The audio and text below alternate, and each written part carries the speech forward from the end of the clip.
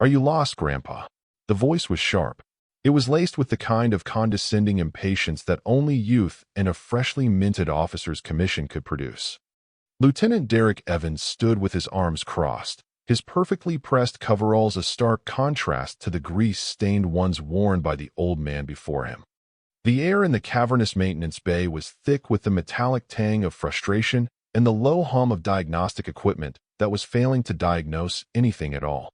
In the center of the polished concrete floor sat the source of their collective misery. The M1A3 Abrams main battle tank, designation Invictus, was a $50 million paperweight. It was the apex of armored warfare technology, a symphony of composite armor, advanced optics, and a turbine engine that could propel its 70-ton mass across the terrain at highway speeds. Today, it was silent. Dead. For 72 hours, Evans and his team of engineers, all with advanced degrees and certifications wallpapering their office walls, had swarmed over the vehicle.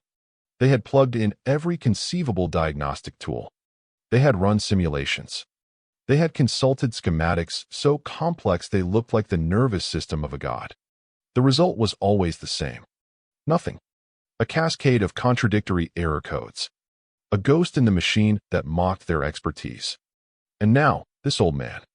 He had appeared at the edge of the bay an hour ago, escorted by a nervous-looking base operations NCO who had handed over a single sheet of paper and then vanished as if fleeing a contagion. The man was stooped, his back a permanent curve from decades of leaning into engine compartments. His skin was the color of rich earth, etched with a roadmap of wrinkles that spoke of long years under a relentless sun. He wore simple, faded green coveralls, the name Miller embroidered in worn white thread over the breast pocket. He hadn't said a word. He just stood there, patient and still, his dark eyes scanning the frantic activity around the silent beast of a tank. He held a small, rolled-up canvas pouch, tied with a leather thong, in his gnarled hands. Evans had finally had enough of the silent, unnerving presence. The old man, Silas Miller, slowly turned his head. His eyes weren't clouded with age. They were clear, sharp, and held a depth that was unsettling. "I was told to look at the turbine," Silas said. His voice was quiet, a low rumble like stones shifting at the bottom of a river. Evans let out a short, incredulous laugh. "The turbine," he repeated, the words dripping with derision. "Right. My team includes 2 PhDs from Caltech and a lead systems analyst headhunted from General Dynamics. We have spent 3 days analyzing every micron of that engine with equipment that costs more than your house. And you think you're going to just look at it?" Silas did not flinch. He did not bristle at the insult. He simply waited. His patience was a physical thing, a force that seemed to push back against Evans's frantic energy. It was this stillness that infuriated the young lieutenant the most. "Look, I don't know who you are or what geriatric outreach program you wandered away from, but this is a restricted area with classified technology. You need to leave," Evans snapped, gesturing vaguely toward the bay door. Silas took a single, slow step toward the tank. "The paperwork said I had authorization. I am the authorization here," Evans declared, stepping to block the old man's path. His body was stiff with indignation. "And I am telling you to go."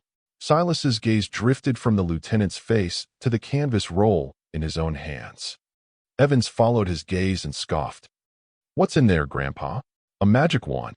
He reached out and, with a flick of his index finger, disdainfully tapped the canvas pouch. "You probably 3D printed it in your garage." The touch was light, insignificant. But for Silas Miller, it was a thunderclap. The sterile, climate-controlled air of the bay vanished. The smell of ozone and hydraulic fluid was replaced by the cold, wet scent of German mud and pine needles. The fluorescent hum was gone, replaced by the howl of a winter wind and the distant, rhythmic thump of artillery exercises. He was 25 again, not 75. He was a sergeant, not a forgotten civilian. His M1 tank, the Shepherd, was bogged down in the freezing rain of the Fulda Gap, its turbine whining a death song. A hairline fracture in the fuel governor housing, undetectable by any diagnostic tool they had on hand. His platoon was a sitting duck in a theoretical kill box, the exercise umpires watching, their careers hanging on his ability to solve an impossible problem. He remembered the cold seeping into his bones, the desperation of his young lieutenant. He remembered finding a piece of discarded strut from a damaged armored personnel carrier. He remembered using a field welder and a hammer, working by the dim glow of a battle lantern, to forge a tool.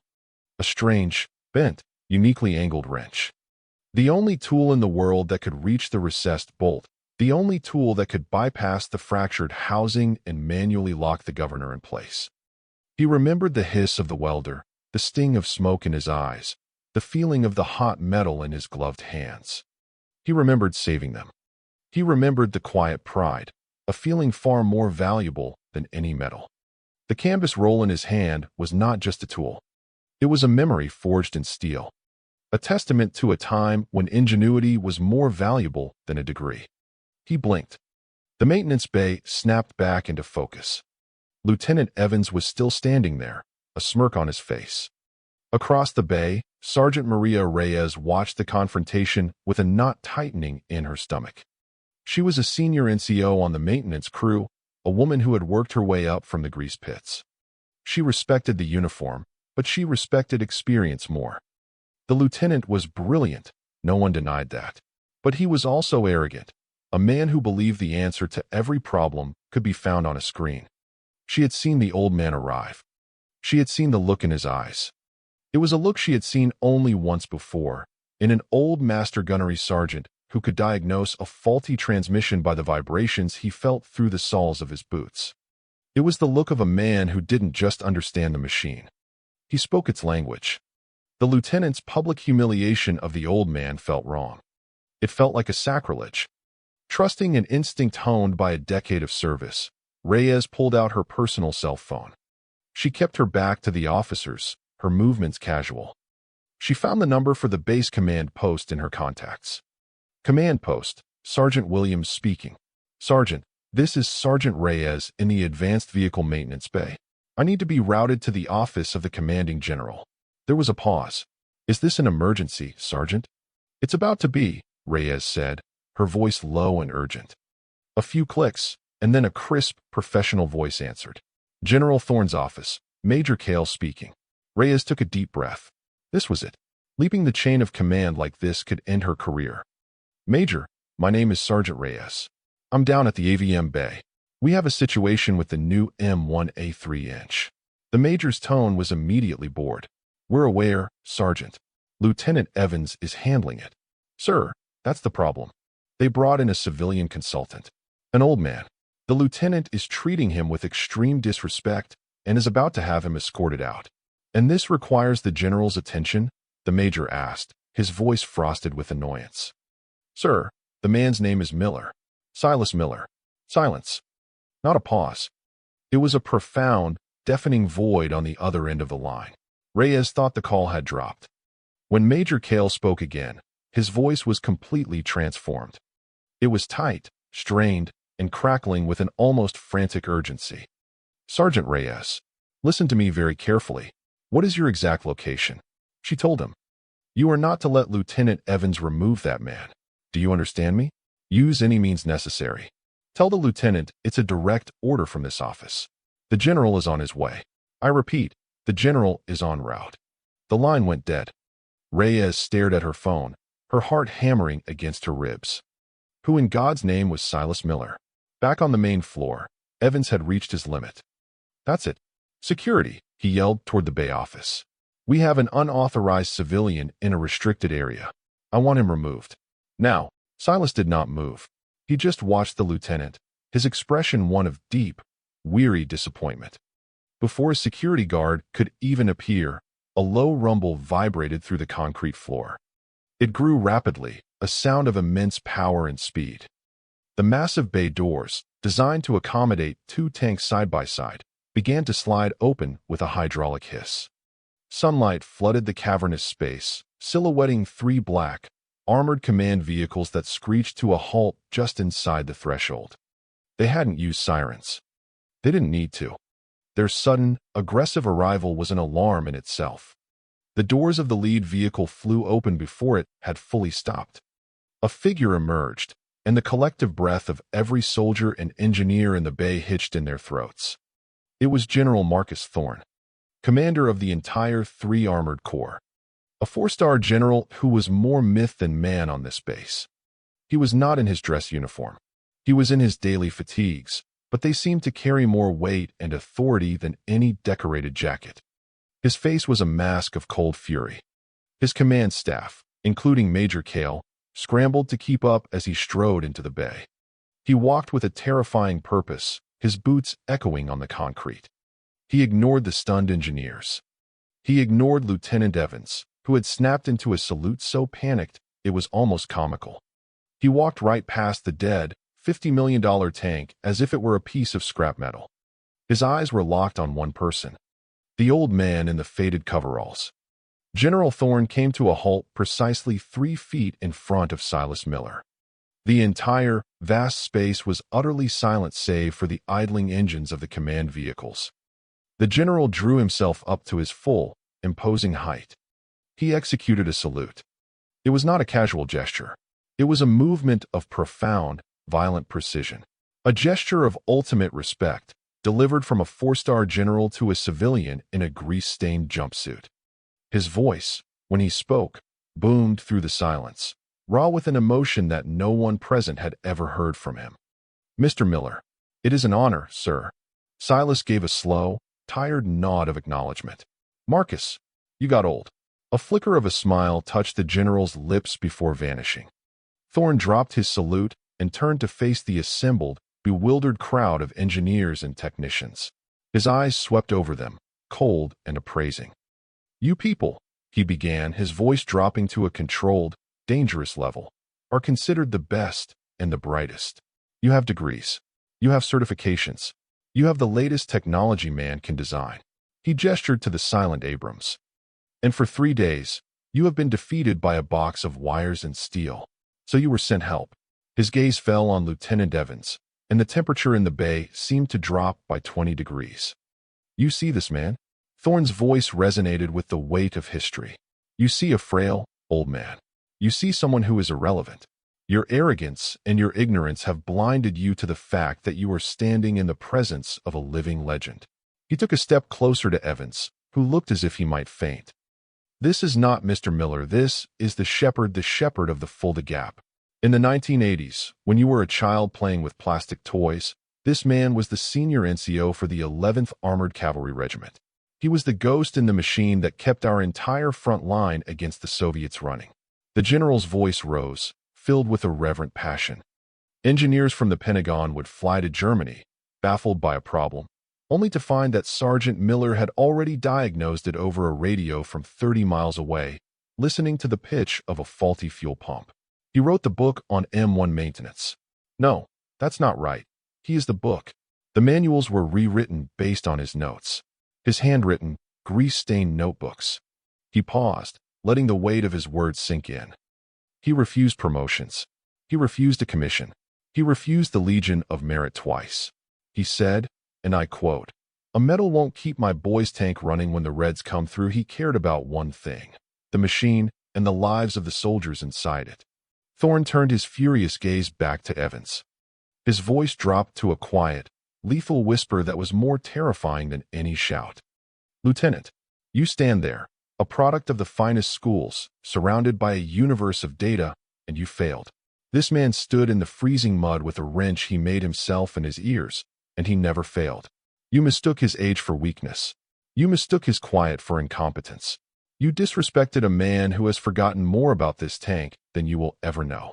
You have not just failed as an engineer, Lieutenant. You have failed as an officer.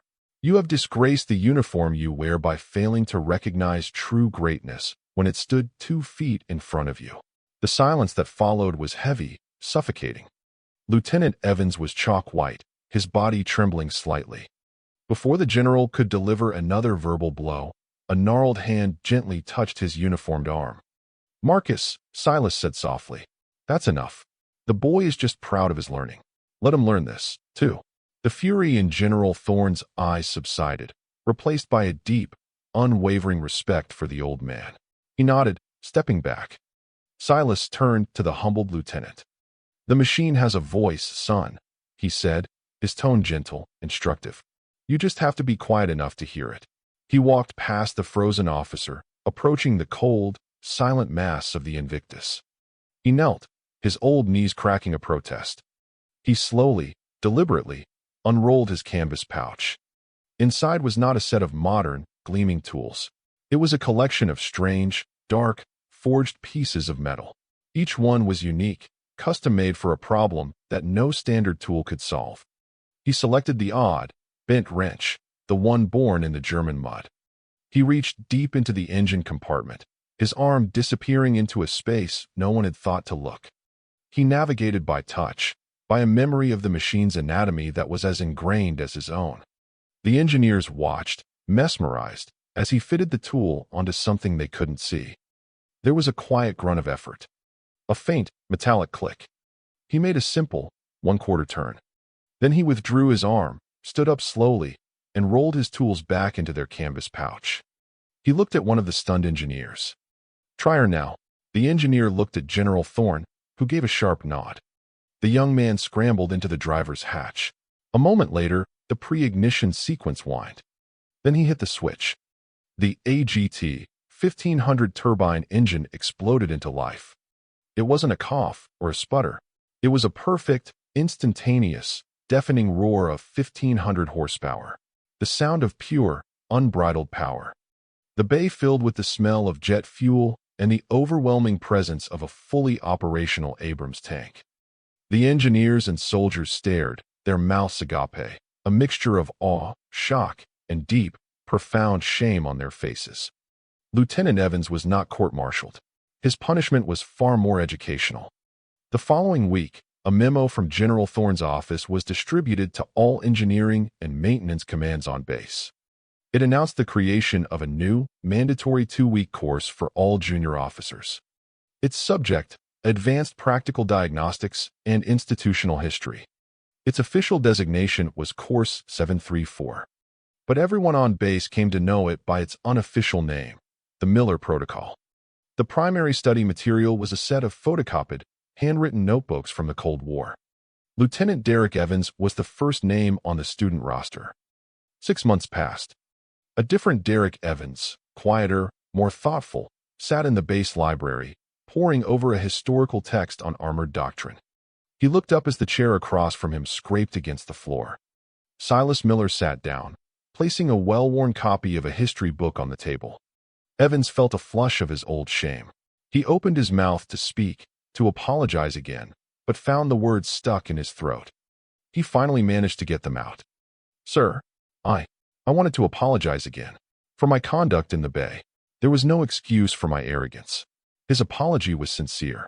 It was quiet, and it was delivered with his eyes downcast, fixed on the table. Silas Miller looked at the young man. He saw not the arrogant lieutenant from that day, but a humbled officer who was finally beginning to learn.